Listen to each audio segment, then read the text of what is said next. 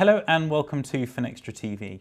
I'm Liam Xavier and I'm joined today by Myles Bertrand of Tomb. Thanks for having me. Lovely to have you here. Now we're going to be speaking about some of the issues around legacy tech and infrastructure. I don't know if you agree, but it feels like a bit of a boomerang conversation that sort of comes back and forth and back and forth. Why, in your opinion, do you think people are still struggling to overcome this issue? Yeah, I think it's a really big topic and there's lots of different ways to tackle it. I think the challenge you have is, particularly if you look at well-established financial institutions in particular, they've made such big investments in technology and infrastructure over sort of the past 10, 15 years. Obviously, you have to go through that period of sort of writing down that investment. But what we've seen as well, particularly, is more about the fact that they've created these technology stack, this infrastructure that's almost a bit like a can of spaghetti, is sort of the analogy that's used. So decoupling it is actually really challenging for particularly a big organization, which is so heavily reliant on compliance and keeping the regulators happy because they put more and more onerous things on them. So I think balancing that versus making just sort of quite drastic technical changes, I think are always front of mind for them in an organizational perspective. But I think what's happened now is probably for a period of time they've been able to sort of say, I'll just keep the lights on and I'll keep band-aiding this. But I think what some of the key drivers in the market right now is particularly what consumers expect. So they're actually expecting banks to perform better, do things faster, react more quickly. They don't want to go to branches anymore. They want to do everything on their device. So I think there's a lot of market dynamics now which are really driving that change. But it's not easy. Like it is actually a challenge. And I think that's where the likes of some of the newer players in the market, and I'll use Revolut as an example, where they're fortunate that they don't have 30 years of legacy infrastructure or technology to deal with. They've been able to sort of be quite modern, be born in the cloud, really enables them to sort of keep up to date really quickly. And I think I'd say probably one of the other factors is a lot of the time you hear the term technical debt. I think a lot of organizations don't focus on retiring their technical debt, so they continue to build upon until a point it just sort of grinds to a halt. And I think that's sort of always one of the challenges. Like if you're not sort of getting rid of the legacy stuff and moving forward, you sort of get caught in this situation. So I think that's a lot of what goes on in the market right now. So I think it's really challenging, particularly for big institutions. And you hear horror stories. Some of them, someone told me a very scary statistic the other day, like one of the very biggest banks in the world spends a ridiculous amount of money on IT and infrastructure. And when they map it out and they see the crossover of they've got 4 of this and 7 of this and 9 of this doing exactly the same thing, it's just occurred over years and years of bad habits. And we've had conversations with some of those bigger industry players, and we've heard that when they're trying to catch up to some of these new entrants, it's more about partnership.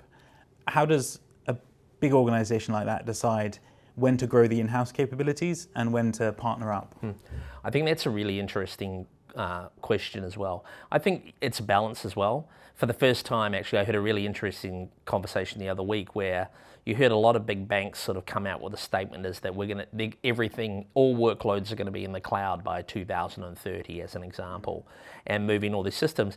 But the reality is set in is actually it's too challenging to do that. And for the first time ever, I actually heard a CIO say to me, he goes, it's actually more cost effective for me to actually continue to run this in-house than to rely on Google or AWS or Microsoft as an example. So I think really there was the buzz around cloud, everything in the cloud. Now they've sort of started to move in that direction. The reality is actually some of that aspect is quite challenging. I think the decision point really comes down to if they're going to move something or if they're going to go in-house, does that allow them to get the outcome they're looking to? Versus if I partner, can I get there faster? Does it give me full flexibility in the future? I think really where it's going to land is you're going to continue to have some capabilities in-house, but partnering will, in most cases, will allow you to do things faster and get to market faster. And I think that trend will continue. I think everything is moving so quickly at the moment that if you sit there too long and think about it and say, okay, well, let me investigate this for 6 months, when you get to the end of it, things have already moved. Technology is evolving so quickly. It's quite incredible. And, you know, I'm surprised it's taken me this long to say those two little magic letters of AI. But, you know, I think personally, I've said this before, I do think in financial services in particular, I think AI will have quite significant effect, but it won't be the answer to everything. And I also do think it's still going to take a few years for it actually to be really hit its straps and be effective. So I think as organizations continue to evolve with new technologies, new capabilities, you'll find that happy medium. But some will want to do all in this way. Some will want to stick in-house. I don't think it's actually really as simple as a cookie cutter or a silver bullet for anybody. And for those people that are struggling about what might happen if they do start that process of really building from the systems they've already got, how can they effectively start that journey without disrupting the processes of the day-to-day? I think, you know, experience we've seen in the market, I think, is what we call incremental transformation. I think, you know, if you go back 10 years, particularly for financial institutions, they'd sort of sign up for these big bang projects where they'd spend exorbitant amounts of money and basically switch on and switch off, so move from one to another. I think those days are certainly definitely gone. I think what we see is typically, in our case, we really help organizations. We say three things. We say solve a problem, so it could be something very narrow and help them solve that problem. 2, do something new. So I want to do something new, and this is an opportunity for me to use new technology or new capability to solve that problem. Or 3, the other thing we quite often see now is you've seen a lot of cross-border activity or organizations wanting to go into new geographies. That can be a really good way. So rather than trying to have to lift and shift your existing tech stack, you can actually use that as a mechanism. So you're not going to burn down the house if you don't quite get it right, but it allows you actually to sort of land, get something new working, and then you can say, okay, then how do I retrofit that back into my business? How do I move that back into the scenario? So we see that, I think, as it's more palatable from a risk perspective. You know, in my industry, you know, core banking technology, the joke used to always be it's a CEO killer. If you got it wrong, that's the end of that CEO's career. And in most cases, 50% of the time it was. And I think that's where now you're looking at this incremental transformation is how we're seeing a lot of well-established organizations solve problems and get really innovative really quickly by tackling something small, getting it right, and then using that as a mechanism to land and expand.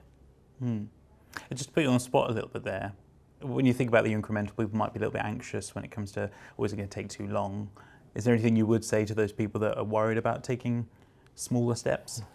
I think the other thing, again, I've said this before and I'll continue to beat this drum, is that it's actually, the technology is there. The technology is there to help you reach your goals and achievements. It's actually culture and mindset, which is really the challenge. So it's actually the humans involved in the situation who say, well, I've done it exactly the same way for 25 years. Show me how I do it exactly the same way on new technology. You're immediately in the trap. My advice would be just be open. Actually think about it. You can actually get to a better outcome. You just may have to think about the process might change a little bit, or you may have to do something a little bit differently, but actually you will get there and you will have a better outcome. And so it's not about taking risk off the table, but it's just about thinking the approach differently. And I'll say this, in most cases we see actually it's that cultural change which has the biggest impact and is the biggest hindrance to these types of projects being successful. Amazing. Well, it's a perfect place to stop there. Thanks so much for joining us. It's been a pleasure. Pleasure. Thanks for having me.